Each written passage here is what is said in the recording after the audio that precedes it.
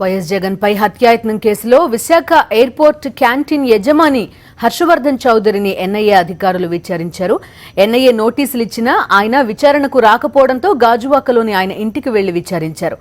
కాలికి గాయమైన కారణంగా విచారణకు రాలేకపోయానని హర్షవర్ధన్ చౌదరి చెప్పినట్టు తెలుస్తోంది. ఆరోగ్యం కుదుటపడిన తర్వాత కైలాసగిరిలోని ఎన్ఐఏ ఆఫీసుకు రావాలని అధికారులు ఆదేశించారు. ఇవాళ ఈ కేసులో సాక్షులైన వారిని ఎన్ఐఏ అధికారులు ప్రశ్నించనున్నారు.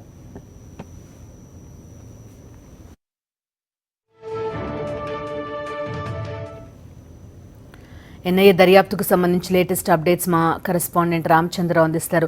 రామచంద్రరావు, చెప్పండి, విచారణ సందర్భంగా హర్షవర్ధన్ చౌదరి ఇంట్లో ఎన్ఐఏ అధికారులు ఆయన ఏమన్నా ప్రశ్నలు అడిగారా, లేదంటే కార్యాలయానికి వచ్చిన తర్వాతే ఎంక్వైరీ ఉండబోతోందా?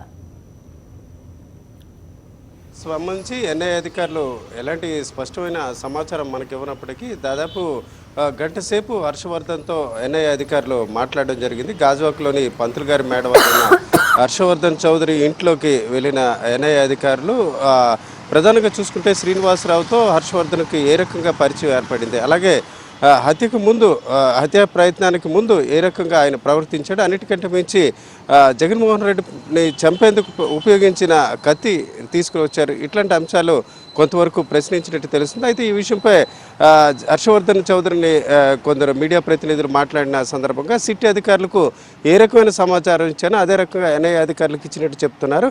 అయితే ఎన్ఐఏ అధికారులు మాత్రం ఈ విషయంపై ఒక ప్రస్ఫుటంగా ఉన్నారు. ఖచ్చితంగా కైలాసగిరి పోలీస్ హెడ్ క్వార్టర్స్ దగ్గర ఉన్న ఎన్ఐఏ తాత్కాలిక కేంద్రానికి హాజరు కావాలని సూచించడం జరిగింది. ఆ క్రమంలో ఇక్కడికి వచ్చినట్లయితే ఆయన కొంత సుదీర్ఘంగా కూడా విచారించే అవకాశం ఉంది. నిన్నటి వరకు మాత్రం కొంత ఈ ప్రాథమికంగా అంశాలపైనే ప్రశ్నించినట్టు తెలుస్తుంది. అదే సమయంలో ఈరోజు చూసుకుంటే బిందు మరికొందరిని కూడా ఈరోజు విచారించే అవకాశం ఉంది. ప్రధానంగా చూసుకుంటే సంఘటన జరిగిన సమయంలో ఎవరైతే జగన్మోహన్ రెడ్డి గారితో కలిసి ఉన్నారో అలాగే ఎయిర్పోర్ట్లో ఉన్న వ్యక్తులను కూడా విచారించే అవకాశం ఉంది. అయితే వారిని నిందితుల మాదిరిగా కాకుండా సంఘటన ఏ రకంగా జరిగింది, సంఘటన సమయంలో ఎవరెవరు ఏ రకంగా ప్రవర్తించారన్న అంశంపై కూడా అడిగే అవకాశం ఉంది. అయితే బిందు దీనికి ఒక మరికొంత కీలక సమాచారం కూడా బయటపడినట్టు మనకు తెలుసు. సిట్ దర్యాప్తుతో పోల్చుకుంటే ఎన్ఐఏ దర్యాప్తు మాత్రం కాస్త చురుకుగానే కొనసాగుతుంది. అదే సమయంలో ఎన్ఐఏ అధికారులు ఇప్పటికే విశాఖ ఎయిర్పోర్ట్లోని సెక్యూరిటీ అధికారులతో పాటు ఇతరులను కూడా సుదీర్ఘంగా విచారించిన పరిస్థితి. ముఖ్యంగా గతంలో అక్కడ సంఘటన జరిగిన విఐపి లాంచ్ వద్ద సీసీ కెమెరాలు పనిచేయలేదు అంటూ చెప్పడం జరిగింది అక్కడ అధికారులు. అయితే ఇప్పుడు తాజాగా మనకున్న సమాచారం బట్టి 3 నెలల సీసీ ఫుటేజ్ని ఎన్ఐఏ అధికారులు అక్కడున్న సెక్యూరిటీ అధికారుల నుంచి తీసుకున్నట్టు తెలుస్తుంది.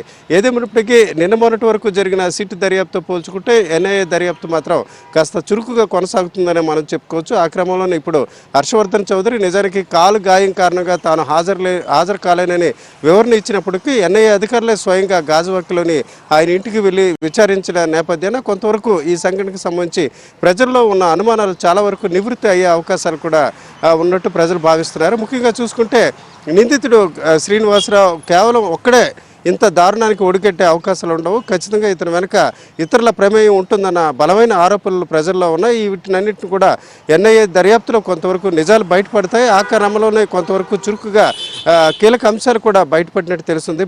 అలాగే ఈ సంఘటనకు కొన్ని నెలల ముందు ఎవరైతే విశాఖ ఎయిర్పోర్ట్లో సెక్యూరిటీ అధికారులు అలాగే హర్షవర్ధన్ చౌదరి అరకులో ఒక పార్టీ కూడా చేసుకున్నట్టు ఒక సమాచారం వచ్చింది. ఆ కోణంలో కూడా ప్రస్తుతం ఆరా తీస్తున్నారు.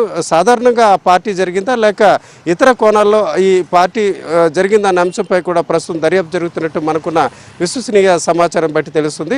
ఎన్ఐఏ అధికారులు ఈ అంశాలు ఏమాత్రం కూడా బయటపెట్టినప్పటికీ మనకి సాక్షి టీవీ సేకరించిన ఈ సమాచారం బట్టి కాస్త చురుకుగానే దీనికి సంబంధించి దర్యాప్తు జరుగుతుంది. ఈ రోజు కూడా ప్రత్యక్ష సాక్షులైన మరికొందరిని కూడా ఈ మధ్యాహ్నం ఎన్ఐఏ కార్యాలయానికి రావాల్సిందిగా కూడా ఎన్ఐఏ అధికారులు కోరినట్టు తెలుస్తుంది. ఆ క్రమం రామచంద్రరావు, చెప్పండి, ఇప్పుడు కోర్టు తీర్పునిచ్చింది కదా, మొత్తం సిట్కి సంబంధించిన ఉన్న డీటెయిల్స్ అన్ని ఎన్ఐఏకి ఇవ్వమని, ఏమన్నా రెస్పాండ్ అయిందా? వాళ్ళు ఏమైనా ఎప్పుడు అప్పగించే అవకాశాలు ఉన్నాయి?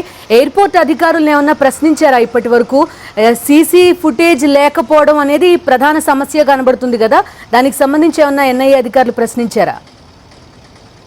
2 రోజుల క్రితమే ఎన్ఐఏ అధికారులు విశాఖ ఎయిర్పోర్ట్లోని విఐపి లాంచ్ అలాగే ఇతర ప్రదేశాలని క్షుణ్ణంగా అలాగే అక్కడ సీసీ ఫుటేజ్ సంబంధించి సీసీ కెమెరాలు పనిచేయలేదని గతంలో అక్కడ ఉన్న అధికారులు చెప్పడం జరిగింది. ఆ క్రమంలోనే కేవలం 4 రోజుల ఫుటేజ్ మాత్రమే సిట్ అధికారులు తీసుకున్నారు. అయితే మనకున్న సమాచారం బట్టి వారి నుంచి ఇప్పుడు 3 నెలల సీసీ ఫుటేజ్ కూడా తీసుకున్నారు. అలాగే ఇప్పుడు ఎన్ఐఏ కోర్టు సూచన మేరకు నిన్న మొన్నటి వరకు సిట్ అధికారులు ఇప్పటి వరకు జరిగిన దర్యాప్తు నివేదిక ఇవ్వడానికి కొంత జాప్యం చేశారు. అయితే కోర్టు సూచనల మేరకు వారు ఈరోజు దీనికి సంబంధించిన నివేదిక అప్పచెప్పే అవకాశం ఉంది. ఆ క్రమంలో నిన్న మనం దీనికి సంబంధించి సిట్ ఏసీపీ నాగేశ్వరరావుతో కూడా ఫోన్లో మనం మాట్లాడడం జరిగింది.